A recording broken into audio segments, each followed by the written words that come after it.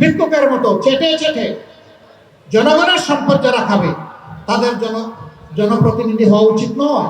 দায়িত্ব আমাদের উপর অর্পণ করেন, তাহলে আল্লাহর কসম, আল্লাহর কসম, আল্লাহর কসম, জনগণের সম্পদের উপর আমরা হাত দেব না। ইউনিয়ন পরিষদের মেম্বার থেকে শুরু করে জাতীয় পরিষদের মেম্বার সবাইকে তাদের সম্পদের হিসাব জনগণের সামনে দিতে হবে। 5 বছরে একবার নয়, প্রতি বছর কমপক্ষে একবার। আমাদের যারা জনপ্রতিনিধি হবেন তারা যেদিন এই দায়িত্ব নেবেন, এই দিন তাদের যে সম্পদ ছিল। ওয়ালটন বিএলডিসি ফ্যান খরচ বাঁচে 65% পর্যন্ত। ওয়ালটন বিএলডিসি ফ্যান ছড়ায় স্বস্তির সবুজ হাওয়া। 5 বছরে সেই সম্পদ আমরা বাড়তে দেব না। সম্পদ বাড়ানোর কাজ করতে হবে জনগণের, আপনার আমার না। এই জনপ্রতিনিধিরা সব কিছু উজাড় করে তারা জনগণের সেবা করতে বাধ্য থাকবেন। এই সৎ সাহস যাদের আছে তারাই কেবল জনপ্রতিনিধি হওয়ার জন্য এগিয়ে আসবেন। এ সাহস যার নাই তার আসার প্রয়োজন নেই।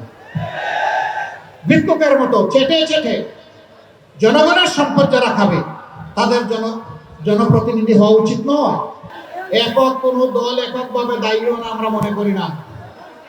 অতীতে যারাই শাসন করেছেন কোনো দল মুখে হাত দিয়ে বলতে পারবে না, যাদের হাতে শাসন ক্ষমতার মূল চাবি ছিল তারা বলতে পারবেন না যে আমরা সততার সাথে দেশ পরিচালনা করেছি। তারা বলতে পারবেন না আমাদের সময় দুর্নীতি হয় নাই। তারা বলতে পারবেন না আমাদের সময় দেশের মানুষের সম্পদ লুটতরাজ করা হয় নাই। তারা বলতে পারবেন না ব্যাংকগুলো ডাকাতি করা হয় নাই। তারা বলতে পারবেন না আমার মায়ের ইজ্জত তারা দিতে পারেন নাই। তারা বলতে পারবেন না আমাদের যুবক যুবতীদের হাতে কাজ তুলে দিতে পারেন নাই। তারা বলতে পারবেন না আমাদের শিশুদেরকে ভবিষ্যতের নাগরিক হিসেবে গড়ে তোলার জন্য তাদেরকে উপযুক্ত শিক্ষা তারা দিতে পেরেছেন। এটা তারা বলতে পারবেন না। এই না পারার কুফল 54 বছর জাতি ভোগ করেছে। অতীতে যারা দেশ শাসন করেছেন একদিকে দুঃশাসন এবং লুটপাট তারা করেছেন, দুর্নীতি করেছেন, আরেকদিকে তারা জাতিকে টুকরা টুকরা করেছেন।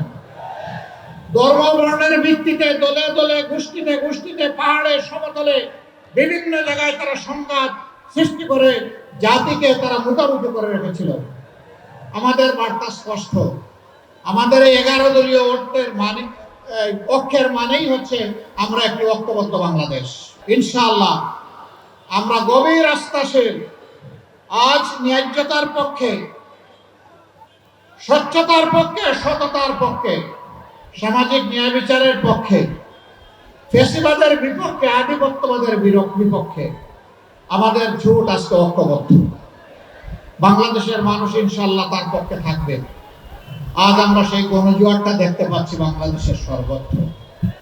জাতির এই আমানতের দায়িত্ব আমাদের উপর অর্পণ করেন, তাহলে আল্লাহর কসম, আল্লাহর কসম, আল্লাহর কসম, জনগণের সম্পদের উপর আমরা হাত দেব না। আমরা জনগণের চৌকিদার হয়ে আপনাদের আমানতের হেফাজত করবো ইনশাআল্লাহ। আমরা সরকারি তহবিলের প্রত্যেকটি আয় ব্যয়ের হিসাব আপনাদের সামনে জনসমক্ষে দিতে বাধ্য থাকব। সকল নির্বাচিত জনপ্রতিনিধি, ইউনিয়ন পরিষদের মেম্বার থেকে শুরু করে জাতীয় পরিষদের মেম্বার সবাইকে তাদের সম্পদের হিসাব জনগণের সামনে দিতে হবে। 5 বছরে একবার নয়, প্রতি বছর কমপক্ষে একবার।